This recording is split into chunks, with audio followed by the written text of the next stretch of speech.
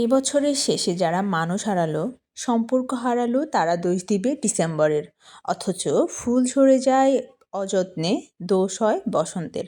Hello everyone, আসসালামু আলাইকুম। সবাই কেমন আছেন? আবারও নিয়ে চলে আসলাম ছোট্ট একটি ব্লগ ভিডিও। আজকে আমরা চলে আসছি চুয়াডাঙ্গার সবথেকে বড় এবং সুন্দর একটি পার্ক, যার নাম আক্কাস লেক ভিউ পার্ক। যদিও পার্কটা আমার বাড়ির কাছে, তবুও আমি আজও পর্যন্ত যাই নাই। আমি অনেকের মুখে শুনছি পার্কটা নাকি অনেক সুন্দর, কখনো সময় করে ওঠা হয় না এইভাবে।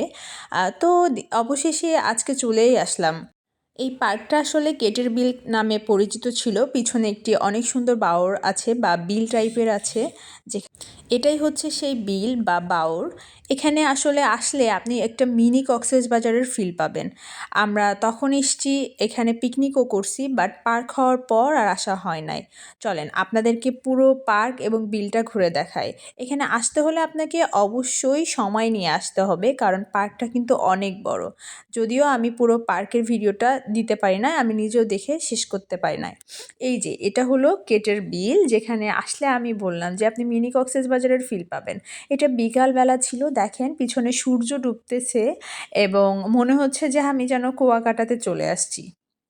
পার্কটা আসলে মোটামুটি ভালোই সুন্দর ছিল। আমাদের চুয়াডাঙ্গার সবথেকে সুন্দর পার্ক যদি বলেন, তাহলে এটা আমি সাজেস্ট করব যে আপনারা আপনাদের প্রিয়জনদেরকে নিয়ে এখানে চলে আসবেন।